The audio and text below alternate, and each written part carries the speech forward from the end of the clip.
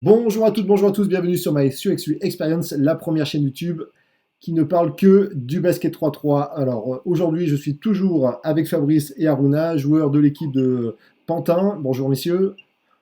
Bonjour, bonjour. Euh, Dans cette deuxième partie, nous allons voir un petit peu plus au niveau basket 3-3, comment vous préparez votre saison, comment vous gérez votre équipe. Alors Aruna, pour toi, quelles sont les différences en tant que joueur entre le 5-5 et le 3-3? Alors, en tant que joueur, la préparation n'est pas la même, on va dire. Au début, quand on commence le 3-3, on est un peu surpris par la taille de la balle. On n'est pas trop habitué, même les règles. Donc, il faut vraiment savoir s'adapter aux deux, vu que j'essaye dans la saison de faire mi-temps la 3-3 et aussi, je suis obligé de jouer en 5-5. Ouais. Il faut vite savoir switcher entre les deux et pas prendre l'habitude que du 3-3 ou du 5-5. Et c'est en tout cas pour ma part, c'est assez simple de s'adapter au 3-3. J'arrive à m'adapter assez rapidement. Je pense que mon style de jeu facilite aussi ça. Et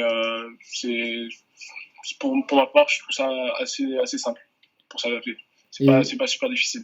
Et comment justement, toi, on va dire que la saison 3-3, c'est plus à partir d'avril, mai, où il y a vraiment des tournois régulièrement, juste au moment où la saison 5-5 se termine. Toi, comment tu prépares la saison 3-3 durant ta saison 5-5? Au départ, on se préparait pas plus que ça avec la team WAPAP. Mhm. On essayait de jouer sur les petits tournois, des petits tournois 3-3 pour jouer entre nous.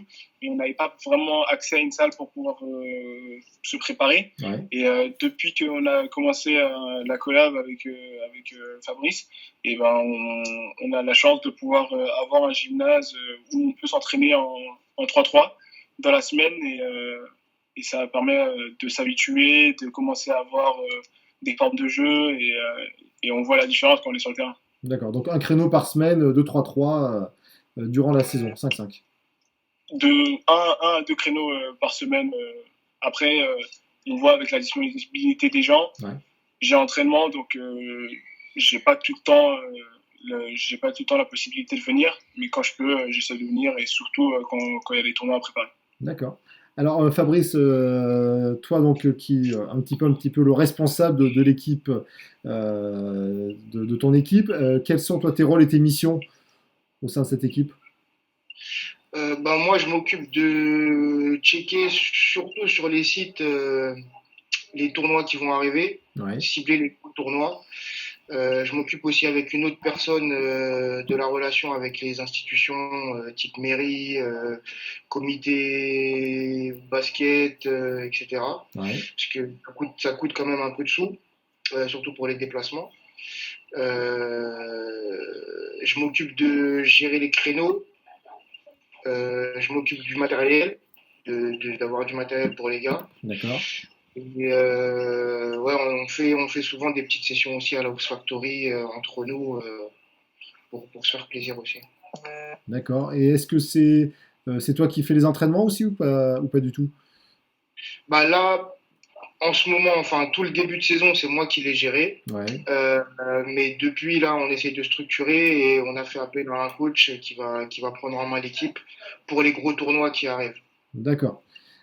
Est-ce que vous êtes déjà inscrit sur des tournois en cette fin de saison? Alors bien sûr, on est en pleine période du coronavirus, pardon, donc on ne sait pas si les tournois auront lieu, seront décalés ou pas. Mais si tout se passe bien, est-ce que vous avez déjà prévu des tournois? Nous, on a prévu de faire au bas mot 10 Open Plus, D'accord. entre 10 et 12, et d'aller à l'Open de France si on arrive à se qualifier. D'accord. Donc ça fait beaucoup parce que soit 10 ou 12 sur 18 ou 17 tournois, je ne sais plus de mémoire, quelque chose comme ça. Ouais. Donc, Fabrice, quels sont pour toi, en tant que joueur d'Aruna, les points forts d'Aruna en tant que joueur 3-3? Runa, je pense que c'est le prototype du joueur 3-3 en fait, à plus d'un 90, polyvalent, donc aussi bon en attaque qu'en défense, Ouais. et spontané. Ça veut dire qu'il va pas tergiverser. En 12 secondes, t'as pas le temps de toute façon de tergiverser. Donc je pense que ça, c'est point fort. D'accord. Et Aruna, quel est le point fort du general manager Fabrice? Euh, le mental, et la détermination. Je pense que c'est 2 points forts de Fabrice. Et c'est aussi, on va dire, un peu notre leader, où il arrive à tous nous mettre dans la même optique. Et je pense que c'est les points forts qu'il faut, et parce que c'est quand même lui qui un peu dirige notre équipe. Donc je pense que c'est les points forts qu'il faut. Et ouais, surtout, moi j'ai joué contre lui aussi parfois à l'extérieur. Et en tant que joueur, c'est pareil, c'est la détermination et le mental. Je pense que c'est 2 mots qui le représentent bien. D'accord. Fabrice, quel est pour toi le point faible ou le point à travailler pour Harouna? Point faible, il est en train de travailler dessus en fait. Il était capitaine de son équipe, mais il tirait dans son attitude sur le terrain, c'était le leader, mais dans les mots qu'il employait vers ses coéquipiers, il les tirait pas forcément vers le haut. Et en fait, il est en train de travailler là-dessus pour être le leader aussi bien sur le terrain qu'avec la parole. D'accord. Et Harouna, le petit point faible de Fabrice ou le point qui doit encore améliorer? Pour l'instant, je n'ai pas trop vu. Pour l'instant, j'ai pas trop eu de points faibles en tout cas sur le 3-3, qui nous met des bâtons dans les roues.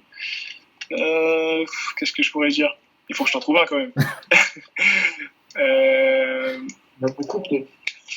C'est on va dire un point faible qui peut être un point fort. C'est qu'il a la main sur le cœur, on va dire. Donc parfois c'est un point fort qui peut vraiment nous aider. Et parfois il va peut-être être trop gentil, ou il va devoir un peu sanctionner, il va pas trop sanctionner. Mais ça se voit qu'il travaille aussi dessus, parce que on a eu des petits exemples où on a eu des petites sanctions. D'accord. Fabrice, donc tu as repris une ancienne association, et donc vous l'avez mis au goût du jour sur du 3-3. Quel est un petit peu ce club ou cette association, et quels sont un petit peu les projets sur cette association? En fait, c'est une association historiquement qui faisait que du loisir, où nous on allait quand on n'avait pas match, déjà de base.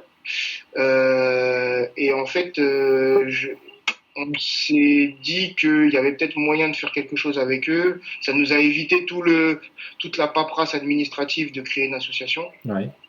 Mentir. Et du coup, maintenant, on coupe le terrain en deux. On a un créneau le dimanche. On coupe le terrain en deux. Il y a un côté où ça fait du 4-4 demi-terrain loisir, et de l'autre côté où ça fait vraiment du pick-up game 3-3 avec les vraies règles. Quelqu'un qui tire le score, quelqu'un qui tire les 12 secondes, et les équipes tournent. Le gagnant reste sur le terrain et les équipes tournent. Merci à vous, merci Fabrice et Harouna pour cette deuxième partie de vidéo. On se retrouve la semaine prochaine pour la troisième et dernière partie de l'entretien avec le petit quiz. N'oubliez pas de vous abonner, de liker, de partager cette vidéo, et je vous dis à la prochaine. Allez, à plus!